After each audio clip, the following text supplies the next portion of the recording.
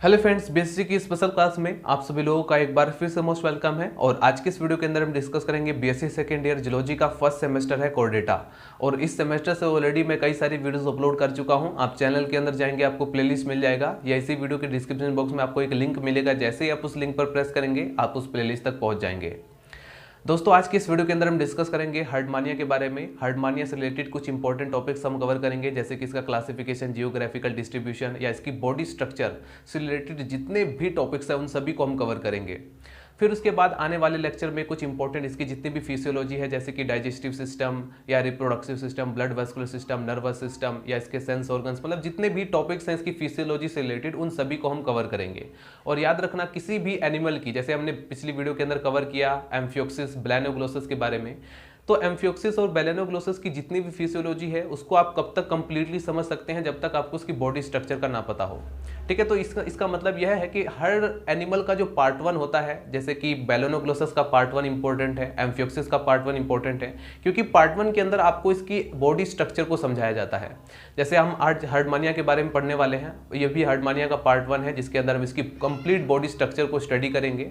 आप इसकी फिजियोलॉजी, किसी भी फिजियोलॉजी, चाहे वो डाइजेशन हो, अगर आपको डाइजेस्टिव सिस्टम को समझना है और डाइजेशन फिजियोलॉजी को समझना है, तब आपको इसकी बॉडी स्ट्रक्चर का पता होना बहुत ज़रूरी है। आप किसी भी फिजियोलॉजी को तभी तक समझ सकते हैं जब तक कि आपको उसका बॉडी स्ट्रक्चर ना पता हो। ठीक है, तो बॉडी स्ट्रक्चर वेरी इंपॉर्टेंट, आज इसको हम अच्छे से स्टडी करने वाले हैं।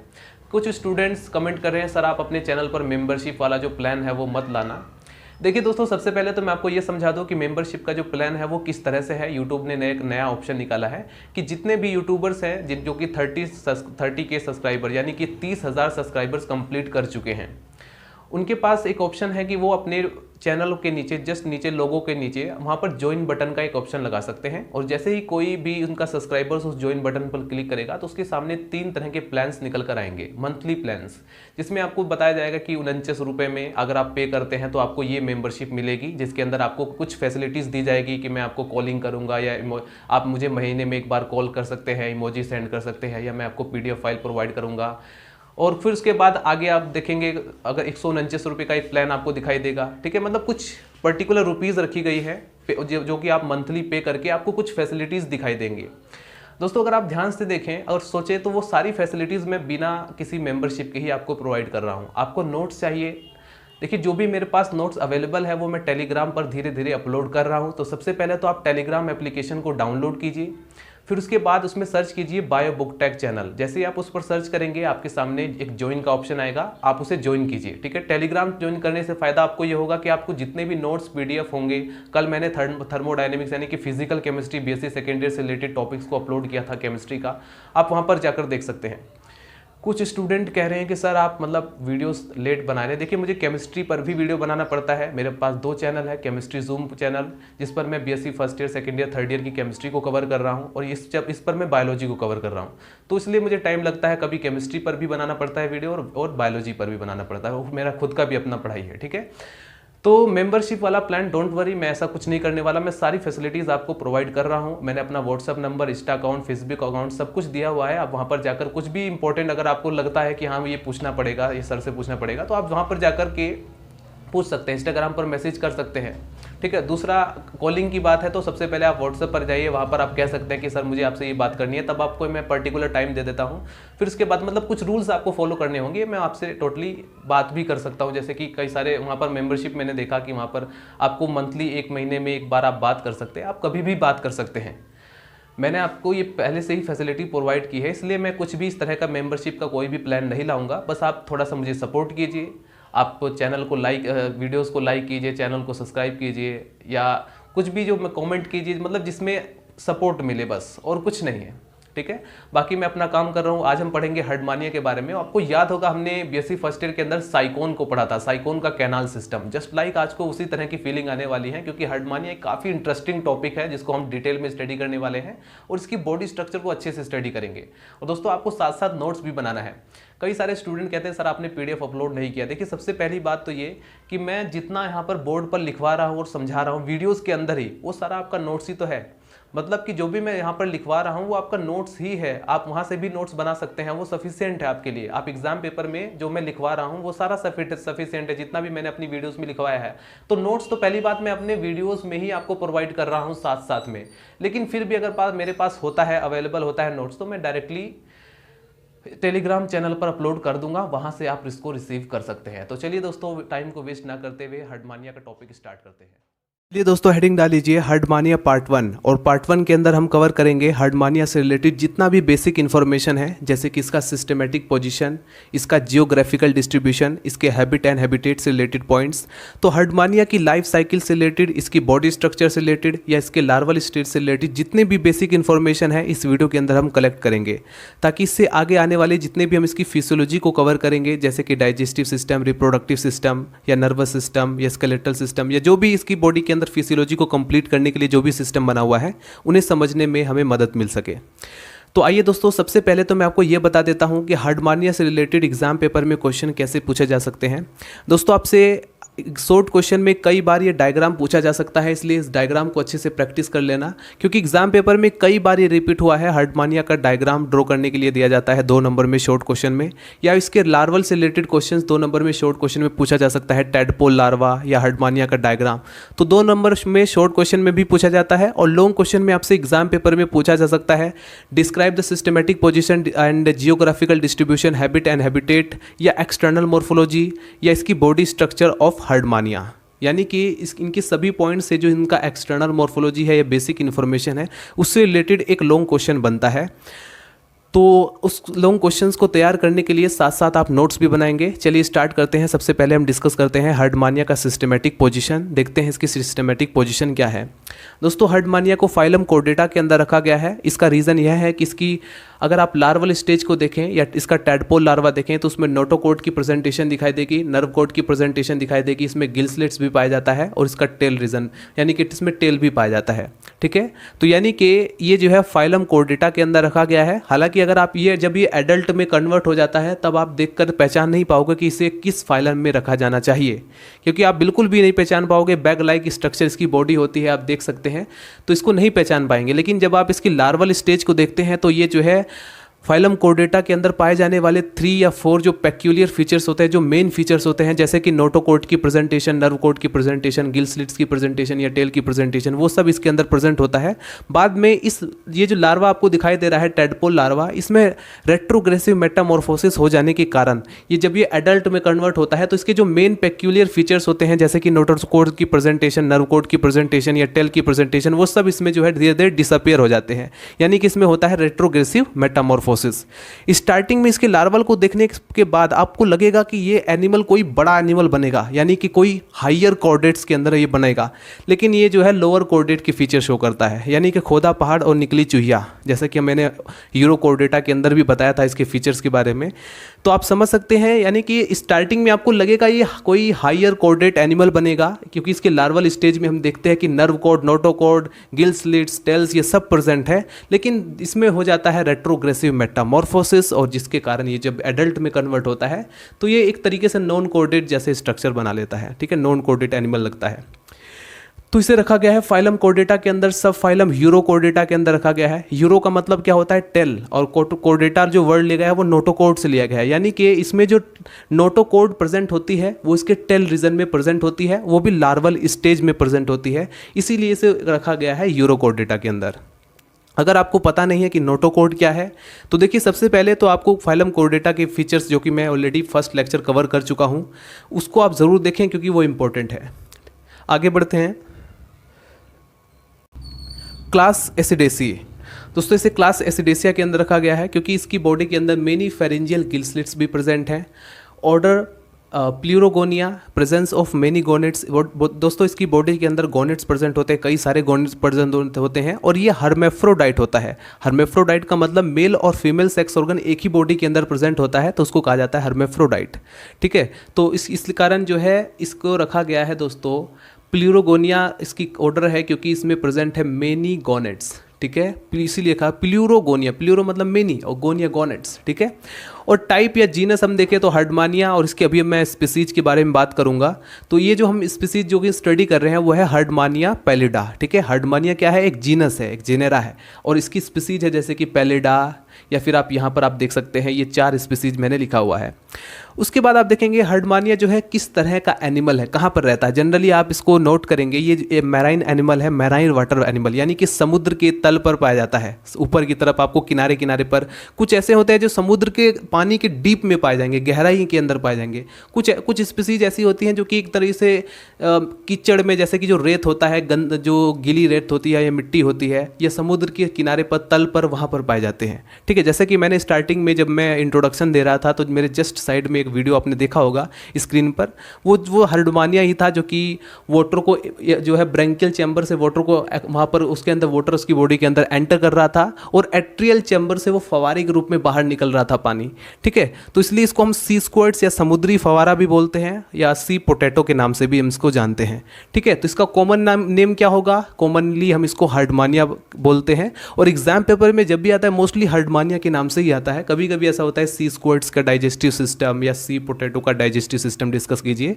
तो जनरली 2 नाम से एग्जाम पेपर में क्वेश्चन आएंगे आपके सामने, हर्डमानिया, सी स्क्वर्ट, ठीक है। सी पोटैटो बहुत ही रेयरली यूज़ किया जाता है, लेकिन नाम ये तीनों है, इसको याद रखना, ठीक है। अब हम बात करते हैं दोस्तों इसके जियोग्राफिकल डिस्ट्रीब्यूशन के बारे में। दोस्तों अगर आप हर्डमानिया के जियोग्राफिकल डिस्ट्रीब्यूशन यानी कि इसकी स्पीसीज का अगर आप डिस्ट्रीब्यूशन देखें कि ये कहाँ पर है, तो दोस्तों ये वर्ल्ड वाइड डिस्ट्रीब्यूशन शो करता है, यानी कि पूरे वर्ल्ड में पाया जाता है, अलग अलग जगह पर। कहाँ पर पाया जाता है, genus Herdmania is of world wide occurrence, यानी कि पूरे वर्ल्ड में पाया जाता है, and representing by 12 non species. इसकी जो है अभी तक के 12 नॉन स्पीसीज को देखा गया है, ठीक है। अभी तक इसकी 12 स्पीसीज ज्ञात हैं, बाकी और भी हो सकती हैं, लेकिन 12 अभी खोज ली गई हैं। ऑफ दिस ओनली, इसमें से 4 स्पीसीज जो है वो इंडियन ओशियन के अंदर भी पाई जाती है, जैसे कि Herdmania pallida and Herdmania mauritiana and Herdmania ceylonica and Herdmania ennurensis. दोस्तों ये 4 ऐसी स्पीसीज है जो कि इंडियन ओशियन के अंदर कॉमनली पाई जाती हैं, and the first 2 are shallow coastal water. दोस्तों ये जो अपने हर्डमानिया पैलिडा और हर्डमानिया म्यूरिसियाना देखा, ये जो है जेलो कोस्टल वाटर के अंदर पाई जाती हैं, वाइल लास्ट डीप वाटर। बाकी ये जो 2 हैं, हर्डमानिया सिलोनिका एंड हर्डमानिया एन्यूरेंसिस, ये 2 है डीप वाटर, यानी कि पानी के समुद्र की जो गहराई है, समुद्र के अंदर जो पानी उसकी गहराई के अंदर, डीप वाटर के अंदर ये पाई जाती हैं। Beside Indian ocean and Herdmania pallida is also distributed in the Pacific Atlantic ocean of Caribbean sea. दोस्तों हर्डमानिया की जो है इंडियन ओशियन के अलावा ये और भी कहाँ कहाँ पर पाया जाता है, जो हर्डमानिया पैलिडा होता है ये जो है Pacific Atlantic ocean and Caribbean sea के अंदर भी ये पाया जाता है। तो जियोग्राफिकल डिस्ट्रीब्यूशन में आप क्या देखेंगे, मोस्टली ये जो है वर्ल्ड वाइड डिस्ट्रीब्यूशन शो करता है, ठीक है। उसके बाद हम देखते हैं दोस्तों हैबिट एंड हैबिटेट, वास स्थान। दोस्तों Herdmania pallida is exclusively marine, ये जो है मैराइन वाटर होता है, यानी कि समुद्री पानी में रहता है, and very common ascidian found in shallow waters all along the Indian sea coast. It is solitary, ये जो है अकेला रहना पसंद करता है, एंड सिडेंट्री यानी कि एक जगह टिक कर रहना पसंद करता है। एक बात और पॉइंट आप नोट करेंगे दोस्तों, इसका जो लार्वल फॉर्म होती है फ्री स्विमिंग लार्वा होता है, यानी कि घूमता रहता है, स्विमिंग करता रहता है, ठीक है। लेकिन जैसे उसमें रेट्रोग्रेसिव मेटामॉर्फोसिस होगा, वो किसी जगह पर किसी चट्टान पर जाकर चिपक जाता है, ठीक है, या किसी गैस्ट्रोपोड या मोलस्क की बॉडी के ऊपर उसके जो सेल होता है, जो खोल होता है, उसके ऊपर जाकर चिपक जाता है। तो यानी कि सिडेंट्री यानी कि एक जगह टिक कर सेसाइल एनिमल है, रहना पसंद करता है, and found attached to the rocky sea, ये जो है जो समुद्र के अंदर पाए जाने वाले जो पत्थर होते हैं, चट्टानें होती हैं, उसके अंदर जो है जाकर अटैच रहता है।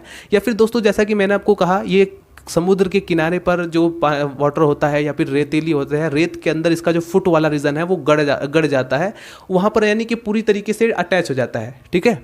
तो sea bottom in the broad base of embedded in sandy floor of its extended foot, इसका जो पैर वाला रीजन है वो सैंडी यानी कि बालुई मिट्टी जो समुद्र के किनारे पर जो कीचड़ की तरह होता है उसके अंदर ये धंसा रहता है, और इसीलिए इसके ऊपर कई सारे इसके फुट पर फॉरेन पार्टिकल्स आपको दिखाई देते हैं। ये पोस्टीरियर रीजन है, और यहाँ पर आपको दिखाई देंगे कई सारे फॉरेन पार्टिकल जिस पर कई सारे माइक्रोब्स या कोई एल्गी ग्रो कर जाती है।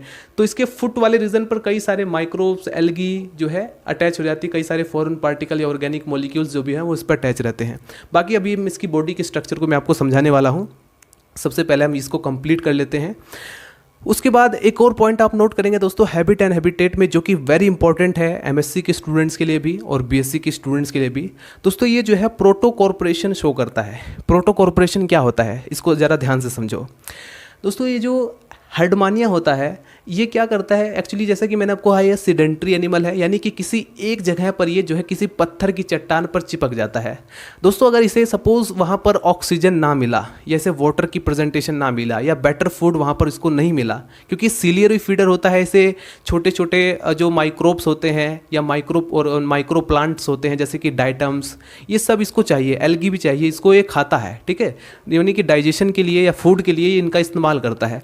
तो दोस्तों अगर सपोज़ वहाँ पर ये ना मिले तब ये क्या करेगा, तो दोस्तों कोई एनिमल सरवाइव कर रहा है, अगर इस पृथ्वी पर कोई एनिमल सरवाइव कर रहा है तो उसकी कोई ना कोई वजह हो, वो अभी टिका हुआ है, इसका मतलब कुछ ना कुछ ऐसी रीज़न है जिसके कारण वो टिका हुआ है, ठीक है। अगर आप भी खुद को देखें, अगर आप कहीं से काम वाम नहीं कर रहे हैं, यानी कि आप खुद के ऊपर डिपेंड नहीं है, तो आप देखेंगे आपके फादर या पेरेंट्स जो है आपके लिए काम कर रहे हैं, यानी कि अगर जीवनचर्या को चलाना है तो यहाँ पर सर्वाइव करना पड़ेगा। ये एनिमल जो है ये सर्वाइव कैसे करता है, ये जो है सिम्बायोसिस रिलेशनशिप भी शो करता है, ठीक है, जिसको कहा जाता है प्रोटो कॉर्पोरेशन। प्रोटो कॉर्पोरेशन का यानी कि ये दो एनिमल्स हैं, जैसे फॉर एग्जाम्पल मैंने कहा गैस्ट्रोपोड्स या मोलस्क, जैसे आपने पढ़ा होगा पाइला, बीएससी फर्स्ट ईयर मैंने आपको पढ़ाया हुआ है पाइला ग्लोबोसा। दोस्तों उसकी जो सेल है, यानी कि जिसका खोल होता है ऊपर वाला जी रीजन, उस पर जाकर ये चिपक जाता है, क्योंकि वो भी तो एक तरीके से इसके लिए तो एक तरीके से वो पत्थर की तरह से भी हो जाएगा, ठीक है, क्योंकि ये तो चट्टान पर कहीं पर भी चिपक जाएगा। तो ये क्या करता है, ये उसकी बॉडी के ऊपर जाकर अटैच हो जाता है, ठीक है। अब इससे क्या होगा कि उसके जो प्रीडेटर्स होंगे, प्रीडेटर्स यानी कि उसके जो शिकारी होंगे, जो उसे मार खाने वाले होंगे, यानी कि जो पाइला ग्लोबोसा को खाने वाले जो शिकारी होंगे, उससे ये उसको बचा लेगा, क्योंकि उसकी बॉडी पर जाकर ये चिपक जाता है। दूसरे वो जो एनिमल है जो गैस्ट्रोपोड, यानी कि सपोज वो जो है मोलस्का का पाइला ग्लोबोसा है, तो वो दोस्तों एक जगह टिक कर रहने वाला नहीं है, भले ही वो थोड़ा आराम से चलने वाला हो, लेकिन वो चलता ज़रूर है। तो वो जो है इसको एक जगह से दूसरी जगह पर ले जाएगा, जहाँ पर इसे बेटर फूड, बेटर ऑक्सीजन या इसके एल्गी जो है ये सब उसको वहाँ पर मिल जाएगा। तो एक चीज़ हमें क्या देखने को मिला, इसी को कहा जाता है प्रोटो कॉर्पोरेशन, कि तू मुझे हेल्प कर, मैं तेरी हेल्प करता हूँ। पाइला ग्लोबोसा को ये प्रीडेटर से बचाता है और बदले में इसको जो है ऑक्सीजन, फूड, एक जगह से अगर दूसरी जगह पर जाएगा तो ज़रूरी है वहाँ पर इसको मिल जाएगा। माइक्रोब्स जितने भी, सपोज जैसे कि कोई छोटी स्मॉल प्लांट के अंदर जो जल में पाए जाने वाले जो एक्वाटिक प्लांट हैं, माइक्रो एक्वाटिक प्लांट जैसे कि डाइटम्स, एल्गी, इन सबको ये खाता है, सीलियरी फीडर है। तो इतनी बात क्लियर हुई, प्रोटो कॉर्पोरेशन का मैटर आपका क्लियर हुआ। उसके बाद जैसा कि मैंने आपको कहा ये सीलियरी फीडर है, ठीक है, एंड मैक्रोफेज एनिमल है। उसके बाद हमने ये भी जान लिया कि ये जो है माइक्रोस्कोपिक प्लांट्स को खाता है, एनिमल्स जो यहाँ पर जैसे प्रोटोजुआ होता है कभी कभी उसको भी, और डाइटम्स, एल्गी, इन सभी को खाता है। उसके बाद ये हर्मेफ्रोडाइट है। हर्मेफ्रोडाइट यानी कि इसकी बॉडी जो है, इसकी बॉडी के अंदर मेल और फीमेल दोनों तरह के सेक्स ऑर्गन पाए जाते हों, उसको कहा जाता है हर्मेफ्रोडाइट एनिमल, या फ्लावर भी आपने पढ़ा होगा। उसके बाद पॉइंट आता है दोस्तों, हर्मेफ्रोडाइट के बाद ये जो है फर्टिलाइजेशन एक्सटर्नल होता है इसके अंदर, ठीक है, यानी कि आपने देखा होगा जो फर्टिलाइजेशन एक्सटर्नल का मतलब क्या हुआ कि ये दोनों जो हैं अपना स्पर्म या ओवा जो होंगे वो बाहर की तरफ रिलीज करते हैं, आउटसाइड द बॉडी। अगर फीमेल बॉडी के अंदर अगर फर्टिलाइजेशन होता है तो उसको कहा जाता है इंटरनल फर्टिलाइजेशन, स्पर्म जो होता है फीमेल बॉडी के अंदर रिलीज किया जाता है। बट यहाँ पर क्या हो रहा है कि मेल और फीमेल दोनों जो सेक्स ऑर्गन्स है वो बाहर वाटर के अंदर जो है आपस में मिलते हैं, जाइगोट बनता है, यानी कि फर्टिलाइजेशन बाहर हो रहा है, तो उसको कहा जाता है एक्सटर्नल फर्टिलाइजेशन। अब वो जो जाइगोट है वो धीरे धीरे जैसे ही डेवलप करेगा, डेवलप करने के बाद वो डायरेक्टली एडल्ट में कन्वर्ट नहीं होता, यानी कि इसमें जो डेवलपमेंट हो रहा है वो इनडायरेक्ट होता है। तो वो किस चीज़ में कन्वर्ट होता है, वो एक लार्वल फॉर्म में कन्वर्ट होता है, जिसे हम बोलते हैं टेडपोल लार्वा। इतनी बात क्लियर हुई, यानी कि दोस्तों इसमें जो डेवलपमेंट होता है वो इनडायरेक्ट डेवलपमेंट होता है। अब उस लार्वा के अंदर, जैसा कि आप यहाँ पर देख सकते हैं, यह है लार्वा की स्ट्रक्चर, यह है टेडपोल लार्वा ऑफ हर्डमानिया। इसमें होता है दोस्तों रेट्रोग्रेसिव मेटामॉर्फोसिस। कैसे पता चला, क्योंकि इसके अंदर जितनी भी मेन पेक्यूलियर फीचर्स हैं हायर कोर्डेट के वो सब रिड्यूस हो जाते हैं, उनका रिडक्शन हो जाता है, नोटोकोड गायब हो जाती है, डोर्सल नर्व कोड गायब हो जाती है, ठीक है, टेल इसमें गायब हो जाता है, फेरेंजियल गिल स्लिट सब ये जो है गायब हो जाते हैं, जिसके कारण इसमें होता है रेट्रोग्रेसिव मेटामॉर्फोसिस और ये कन्वर्ट हो जाता है कुछ इस तरह की बॉडी स्ट्रक्चर में, जिसे हम बोलते हैं हर्डमानिया का एडल्ट बॉडी, जो कि यहाँ पर देख सकते हैं, ठीक है। तो इतनी बात, अब हम देखते हैं दोस्तों इसकी बॉडी स्ट्रक्चर को। अभी तक हमने इसके बारे में पढ़ा, कुछ बेसिक इन्फॉर्मेशन को कलेक्ट किया। ये है दोस्तों हर्डमानिया की बॉडी। और इसकी बॉडी को, ये जो नीचे वाला जो रीजन है दोस्तों, इसको कहा जाता है फुट, यानी कि इसका पैर होते हैं ये, ठीक है। ये जो आप देख रहे हैं थैली के समान पैर होते हैं, और इसके फुट वाले रीजन में ये जो है, मैंने कहा कि ये रेतीली मिट्टी में धंसा रहता है अंदर की तरफ। तो अब ये धंसा रहेगा तो अंदर कई सारे माइक्रोब्स होंगे, एल्गी होगी, फंजाई, मतलब जितने भी वाटर के अंदर जो एक्वाटिक माइक्रोब्स होंगे वो सब इसके अंदर अटैच रहते हैं। फॉरेन पार्टिकल्स, ऑर्गेनिक पार्टिकल्स, ये सब इसके बॉडी पर अटैच रहते हैं, जो कि आप यहाँ पर देख सकते हैं। तो ये फुट वाले रीजन में फॉरेन पार्टिकल अटैच होते हैं। बाकी इसकी बॉडी पर दोस्तों एक खोल होता है, खोल यानी कि एक कवरिंग पाई जाती है इसकी बॉडी में, एक मजबूत कवरिंग पाई जाती है, थिक कवरिंग पाई जाती है, जो कि इसके प्रीडेटर से इसको बचाती है। और साथ में इसके साथ जो एनिमल है, गैस्ट्रोपोड्स यानी कि पाइलागोलोबोसा या कोई भी एनिमल, उसको ये सुरक्षा प्रदान करता है, प्रोटेक्ट करता है उसको, ठीक है। तो इसके अंदर इसी को कहा जाता है टेस्ट या ट्यूनिक। ट्यूनिक है क्योंकि दोस्तों इस वो जो कवरिंग होती है वो ट्यूनिसिन नामक सेलुलोज से बनी होती है, इसीलिए इसको जो है दोस्तों कहा जाता है टेस्ट या ट्यूनिकेटा के अंदर भी इसको रखा गया है, यानी कि इसको ट्यूनिकेटा के नाम से भी जानते हैं, ट्यूनिकेट्स के नाम से जानते हैं, ठीक है। ऊपर वाला रीजन बॉडी प्रॉपर कहलाता है, ठीक है। अब दो ऐसी स्ट्रक्चर जो कि मैं आपको बताने वाला हूँ दोस्तों, ये जो आप देख रहे हैं इसकी कंप्लीट फिजियोलॉजिकल रिएक्शन को कंप्लीट करने के लिए रेस्पॉन्सिबिलिटी लेता है। यानी कि जो मैं स्ट्रक्चर बता रहा हूँ उससे इसकी पूरी फिजियोलॉजी कंप्लीट होती है इसकी बॉडी की। आपने पढ़ा होगा बीएससी फर्स्ट ईयर के अंदर साइकोन का कैनाल सिस्टम, आपने पढ़ा होगा बीएससी फर्स्ट ईयर के अंदर मैंने 2 लेक्चर जैसे important lectures, ambulacral system of starfish यानी कि water vascular system of starfish, जिसके अंदर मैंने कुछ इसी तरह के फीचर्स मैं आपको बताने वाला हूँ। दोस्तों ये है साइफोन, ये जो आप देख रहे हैं साइफोन, ये क्या है साइफोन दोस्तों, ये जो है इसको कहा जाता है ब्रैंकियल साइफोन, ठीक है। इसको कहा जाता है ब्रैंकियल साइफोन, इसको भी कहा जाता है, इसको कहा जाता है एट्रियल साइफोन। अब इस ब्रैंकियल साइफोन के जो ऊपर की तरफ आपको दिखाई देगा अपर्चर, ठीक है, एक छिद्र दिखाई देगा, छेद दिखाई देगा, ठीक है, इसको कहा जाता है ब्रैंकियल अपर्चर। ये एंटीरियर रीजन है, ठीक है, और ये पोस्टीरियर रीजन है, ये डोर्सल और ये वेंट्रल। तो दोस्तों ये जो इसका ब्रैंकियल जो अपर्चर होता है, इसमें देख सकते हैं इसका जो छिद्र होता है टेट्रा लोब्ड होता है, ठीक है, क्योंकि 4 लोब में आपको डिवाइड होगा, ये भी 4 लोब होगा, तो इसको कहा जाता है टेट्रा लोब होता है।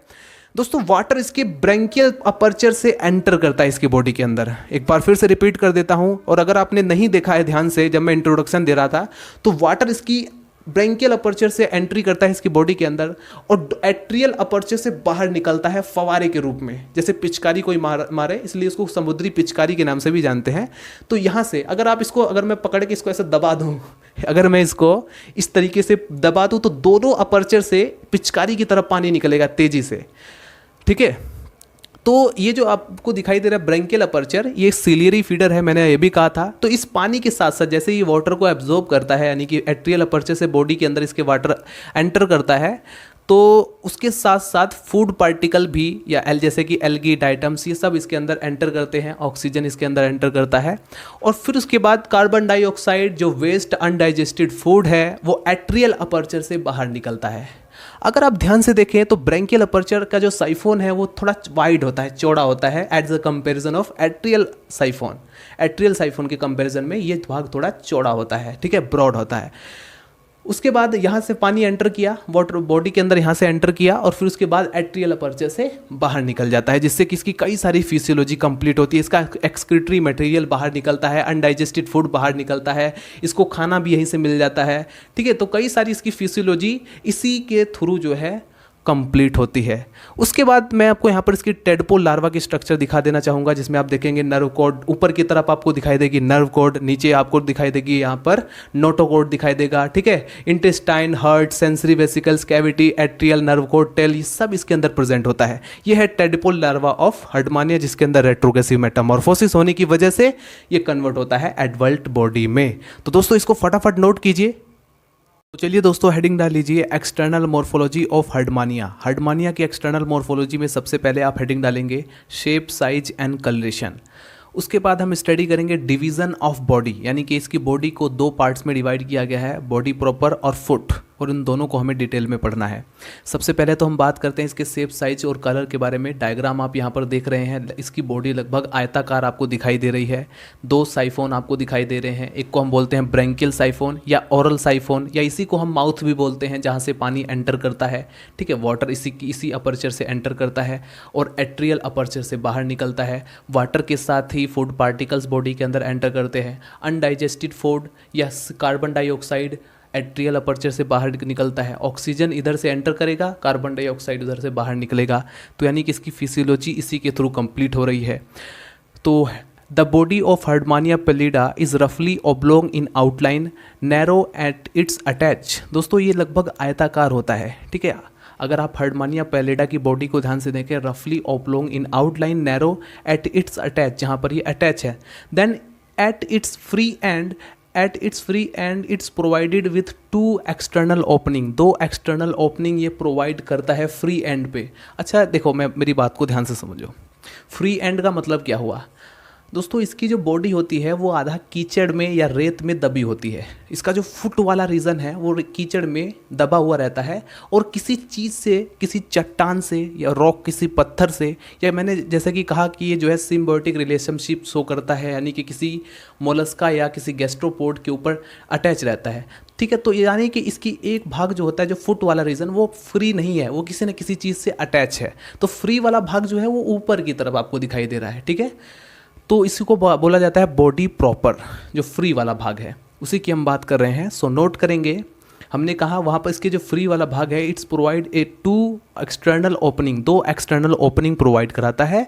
The branchial and atrial aperture, ये वाला है ब्रैंकियल अपर्चर, ये वाला है एट्रियल अपर्चर। ब्रैंकियल अपर्चर और एट्रियल अपर्चर में थोड़ा सा डिफरेंस और थोड़ी सिमिलरिटी अगर मैं बताऊँ दोस्तों, ये दोनों साइफोन होती हैं। ब्रैंकियल अपर्चर जो होता है दोस्तों, ये थोड़ा चौड़ा होता है, ठीक है। एट्रियल अपर्चर थोड़ा सा नैरो होता है और लंबा होता है। ब्रैंकियल अपर्चर के कंपैरिजन में एट्रियल अपर्चर की लेंथ ज़्यादा होती है, बट ये थोड़ा नैरो होता है, पतला होता है, और ये थोड़ा चौड़ा होता है, ठीक है। दोनों टेट्रालोब्ड होते हैं, ध्यान से देखेंगे, दोनों टेट्रालोब्ड होते हैं, और दोनों में इलास्टिसिटी। दोस्तों ये जो आप देख रहे हैं, ये टेट्रालोब जो स्ट्रक्चर आपको दिखाई दे रही है, इन लोब्स, ये दोस्तों इलास्टिक होते हैं। इलास्टिक का मतलब समझ रहे हैं, अगर कोई भी प्रॉब्लम होगी या फिर अगर इनको कहीं से भी खतरा महसूस होता है तो ये तुरंत इसको बंद कर लेते हैं, ठीक है। या फिर इसको वाटर को बैलेंस करने के लिए, या अगर इन्हें वाटर की ज़रूरत नहीं होती तब इन दोनों अपर्चर को ये बंद कर लेते हैं, इसमें इलास्टिसिटी होती है, ठीक है। इतनी बात क्लियर हुई, आगे बढ़ते हैं। The branchial and atrial aperture, the average size of the adult body, अगर आप एवरेज साइज देखें इसकी एडल्ट बॉडी का, लगभग 9.5 सेंटीमीटर लेंथ होती है, लॉन्ग होता है, लंबा होता है, और 7 सेंटीमीटर चौड़ा होता है, ब्रॉड होता है, ठीक है, और 4 सेंटीमीटर थिक होता है, यानी कि 4 सेंटीमीटर मोटा, 9.5 सेंटीमीटर लॉन्ग यानी कि लंबा, और 7 सेंटीमीटर लगभग चौड़ा होता है। द फुट व्हेन प्रेजेंट, दोस्तों अगर इसमें फुट यदि प्रेजेंट है, may attain a length of a much 3 to 4 centimetre, 3 से 4 सेंटीमीटर और भी ज़्यादा होगा अगर इसमें फुट भी प्रेजेंट होगा। यानी कि इसमें फुट, ये बात ये शो कर रही है कि इसमें फुट प्रेजेंट हो भी सकता है और नहीं भी हो सकता है, correct. The general colour of the body is fresh specimen is pink, अगर आप इसका जनरल कलर देखें हर्डमानिया का, एक फ्रेश स्पेसिमेन का, तो पिंक कलर का दिखाई देता है। The presence of bright red patches, इसके अंदर थोड़े रेड कलर के पैचेस आपको दिखाई देंगे, वो क्यों होते हैं, कैसे दिखाई देते हैं।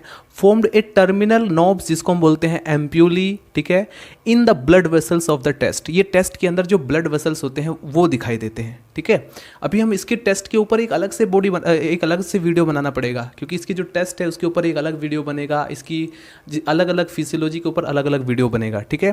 सो यहाँ तक आपने नोट किया कि ब्लड वेसल्स की वजह से रेड कलर का भी दिखाई देता है। It's characteristic features of Herdmania, ये हर्डमानिया का एक कैरेक्टरिस्टिक फीचर्स है। इट इज़ मोर और लेस ट्रांसपेरेंट, दोस्तों जब ये स्टार्टिंग में जब होता है तो मतलब कंप्लीट रूप से मैच्योर जब नहीं होता है तब हम इसमें देखते हैं कि ये थोड़ा ट्रांसपेरेंट होता है, ठीक है, और कभी कभी लेस ट्रांसपेरेंट या मोर ज़्यादा transparence, but in adult become usually opaque, यानी कि जब ये एडल्ट में कन्वर्ट हो जाता है तो ये पूरी तरीके से अपारदर्शी हो जाता है, ठीक है, यानी कि ओपेक्यू हो जाता है, अपारदर्शी। और जब स्टार्टिंग में ट्रांसपेरेंट यानी कि आर पार जिसके देखा जा सके, पारदर्शी, ठीक है। जैसे कि आपने शीशा देखा होगा, उसके हम आर पार देख सकते हैं तो उसको कहेंगे ट्रांसपेरेंट, लेकिन कुछ चीज़ें जिसके आर पार हम ना देख सकें उसको हम ओपेक यानी कि अपारदर्शी बोलते हैं। तो आगे हम बढ़ते हैं।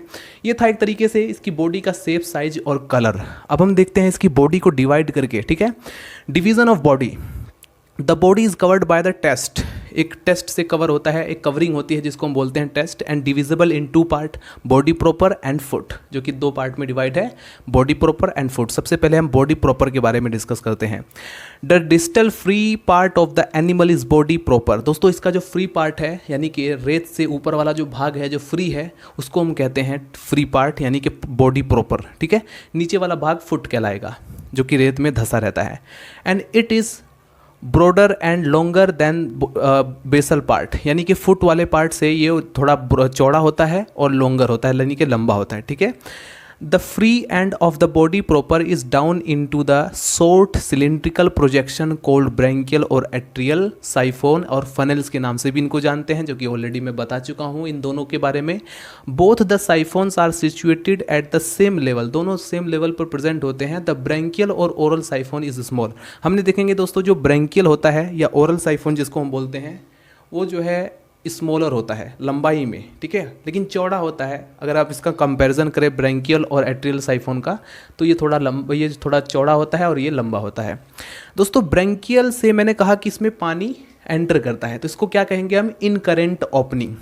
नेम को नोट कर लीजिए, जहाँ से पानी एंटर करता है उसको हम ओरल अपर्चर, ब्रैंकियल अपर्चर भी बोलते हैं, माउथ भी बोलते हैं, और जहाँ से पानी, इसको हम इनकरेंट ओपनिंग के नाम से भी जानते हैं। और जहाँ से पानी निकलता है, रिलीज होता है वेस्ट मटेरियल के साथ, कार्बन डाइऑक्साइड के साथ, उसको हम बोलते हैं एक्स करंट ओपनिंग, ठीक है, वो है एट्रियल साइफोन।